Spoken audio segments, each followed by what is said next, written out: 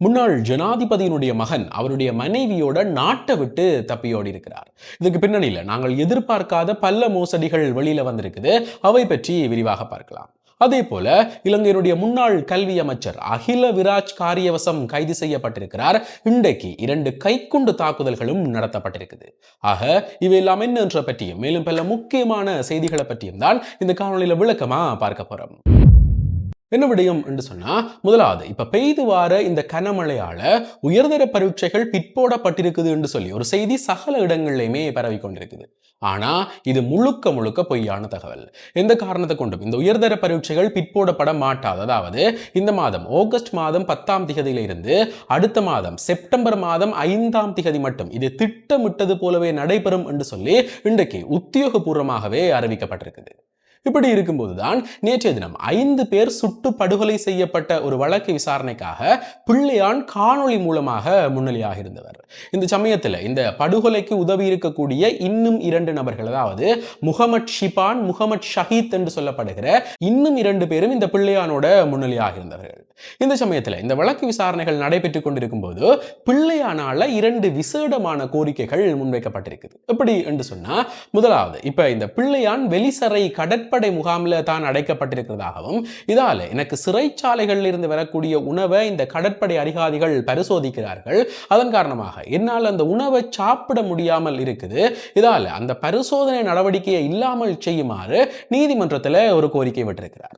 அதே போல என்னுடைய தாயாருக்கு இப்ப 73 வயதாகுது, அவர் நோய்வாய்ப்பட்டிருக்கிறார், இதன் காரணமாக அன்றாடம் நான் அவரோட 2 அல்லது 3 நிமிடங்கள் உரையாடக்கூடிய, அதாவது தொலைபேசி மூலமாக உரையாடக்கூடிய ஒரு வாய்ப்பை ஏற்படுத்தி தருமாறு இந்த நீதிமன்றத்தில் இன்னும் ஒரு கோரிக்கையும் முன்வைக்கப்பட்டிருக்குது.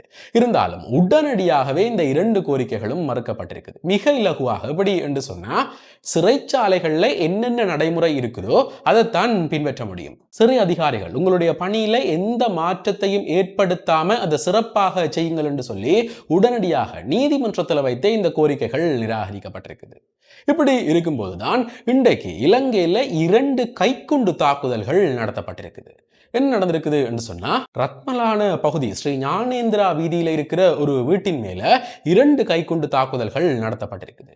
அதுல ஒரு கைக்குண்டு அவர்களுடைய ஜன்னல் வழியாக வீட்டுக்குள்ள போய் வெடித்திருக்குது, மற்ற கைக்குண்டு முற்றத்தில் விழுந்து வெடிக்காமல் அப்படியே இருந்திருக்குது. இதற்கு பிறகு உடனடியாக போலீசாருக்கு தகவல் தெரிவித்து போலீசார் வந்து விசாரணைகளை மேற்கொள்ளும் போது அங்க இருக்கிற கண்காணிப்பு கேமராக்கள்ல சரிபார்க்கும் போது 2 அடையாளம் தெரியாத நபர்கள் வாரதும் இந்த கைக்குண்டுகளை வீசி போட்டு அங்கிருந்து தப்பி செல்றது பதிவாகி இருக்குது. இருந்தாலும் இந்த கைக்குண்டு தாக்குதல்கள்ல யாருக்குமே உயிரிழப்பு ஏற்படையில, வீட்டுக்கு தான் அதிகமான சேதங்கள் ஏற்பட்டிருக்குது. இது தொடர்பில் இப்ப விசேட குழு ஒன்று அமைச்சு விசாரணைகள் முன்னெடுக்கப்படுது. இவ்வளவு காலமே இந்த துப்பாக்கி சூடுகளாக இருந்திருக்கக்கூடிய ஒரு முறை இப்ப கைக்குண்டு வீசுறதாக மாற்றம் அடைந்திருக்குது. இது தொடர்பில் என்னென்ன நடவடிக்கைகள் எடுக்க போகிறார்கள் என்றதை பொறுத்திருந்துதான் பார்க்கணும். அதே போலதான் இன்றைக்கு இலங்கையினுடைய முன்னாள் கல்வி அமைச்சர் அகில விராஜ் காரியவசம் கைது செய்யப்பட்டிருக்கிறார். என்ன நடந்திருக்குது என்று சொன்னா, இலங்கையில 2 தடவைகள் கல்வி அமைச்சராக இருந்த இந்த அகில விராஜ் காரியவசம் முன்னாள் ஜனாதிபதி ரணில் விக்ரமசிங்கவனுடைய ஆட்சி காலத்துல இந்த ஜனாதிபதி செயலராக பணியாற்றி இருக்கிறார். இந்த சமயத்துல இந்த ஜனாதிபதி செயலகத்தில் பணியாற்றின ஊழியர்களை இவர்களுடைய சொந்த அரசியல் தேவைக்காக பயன்படுத்தி இருக்கிறார்கள். அதே போல இவர்களுடைய தனிப்பட்ட அலுவலகங்கள்ல, காரியாலயங்கள்ல பணிக்கமர்த்தி போட்டு அதற்கு அரச சம்பளத்தையும் வழங்கியிருக்கிறார்கள். இந்த விடயம் இலங்கையினுடைய லஞ்ச ஊழல் ஆணைக்குழுவுல முறைப்பாடாக பதிவு செய்யப்பட்டு அது தொடர்பில் இந்த அகில விராஜ் காரியவசம் இன்றைக்கு விசாரணைக்காக அழைக்கப்பட்டவர். இதற்கு பிறகு இவர்கிட்ட வாக்குமூலம் பெறப்பட்ட நிலையில இன்றைக்கு மதியம் 1:30 மணியளவில் இவர் லஞ்ச ஊழல் ஆணைக்குழுவில் வைத்தே கைது செய்யப்பட்டிருக்கிறார். இதுக்கு பின்னணியில் இவர் வேற யாரையெல்லாம் கைகாட்ட போகிறார், ரணில் விக்ரமசிங்கவுக்கும் இது ஆபத்தாக முடியுமா என்றதை பொறுத்திருந்துதான் பார்க்கணும். இப்படி இருக்கும்போதுதான் இன்றைக்கு இலங்கையினுடைய முன்னாள் ஜனாதிபதியினுடைய ஒரு மகன் அவருடைய மனைவியோட நாட்டை விட்டு தப்பியோடினதாக இன்றைக்கு ஒரு பரபரப்பான செய்தி வெளியாகி இருக்குது. என்ன நடந்திருக்குது என்று சொன்னா, கடந்த 2 நாட்களுக்கு முன்னுக்கு தென்னிலங்கையிலுடைய ஒரு பிரபலமான சிங்கள ஊடகம் முன்னாள் ஜனாதிபதியினுடைய மகன் நாட்டை விட்டு தப்பியோடி விட்டார் என்று சொல்லி ஒரு செய்தியை வெளியிட்டிருந்தது. அதற்கு பிறகு இன்றைக்கு 2 நாட்கள் கழித்து இலங்கையினுடைய புலனாய்வு ஊடகவியலாளர் கீர்த்தி ரத்நாயக்க அந்த விடயத்தை உறுதிப்படுத்தி மேலதிகமான தகவல்களை பகிர்ந்திருக்கிறார். இதுல என்ன சொல்லியிருக்கிறார் என்று சொன்னா, இப்படி தப்பியோடின மகன் வேற யாரும் கிடையாது, இலங்கையினுடைய முன்னாள் ஜனாதிபதி மைத்ரிபால ஸ்ரீசேனவுடைய மகன் தகாம் ஸ்ரீசேனவும் அவருடைய மனைவியும் தான் என்று சொல்லி சொல்லியிருக்கிறார். இவர்கள் இருவருமே இலங்கையிலிருந்து இப்ப ஆஸ்திரேலிய நாட்டுக்கு தப்பிச் சென்றிருக்கிறார்கள் என்று சொல்லியும் இந்த தகம் ஸ்ரீசேனவனுடைய மனைவியினுடைய குடும்பத்தினர் மேலையும் இவர்கள் மேலையுமே மொத்தமாக 500 கோடி ரூபாய்க்கும் மேற்பட்ட மோசடி குற்றச்சாட்டுகள் இருக்குது என்று சொல்லி இன்னும் ஒரு விடயத்தையும் வெளிவிட்டிருக்கிறார். இதுல என்ன சொல்லப்பட்டிருக்குது என்று சொன்னா, இந்த தகம் ஸ்ரீசேனவனுடைய மனைவியினுடைய குடும்பத்துக்கு ஒரு குடும்ப தொழில் இருக்குதாம். இவர்கள் எல் கிராடோ என்று சொல்லப்படுகிற ஒரு நிறுவனத்தை நடத்தி வந்திருக்கிறார்கள். ஆரம்பத்தில் இவர்கள் இந்த கேட், அதாவது நுழைவாயில்களை தயாரிக்கிற நிறுவனமாக இருந்து அதற்கு பிறகு இந்த வாகனங்களை இறக்குமதி செய்கிற நிறுவனமாக வளர்ச்சி அடைந்திருக்கிறார்கள். இதற்குள்ள கிட்டத்தட்ட 500 கோடி ரூபாய்க்கு மேல மோசடி செய்யப்பட்டிருக்குது. இது தொடர்பில் ஒரு முறைப்பாடு பதிவு செய்யப்பட்டு இப்ப இந்த விசாரணைகள் எல்லாமே இறுதிக்கட்டத்தை, அதாவது தண்டனை வழங்குற தருவாயை எட்டியிருக்குதாம். இதால இந்த தகம் ஸ்ரீசேனவனுடைய மனைவியினுடைய குடும்பம் சம்பந்தப்பட்ட 2 பேருக்கு இப்ப பயணத்தடைகள் விதிக்கப்பட்டிருக்குது.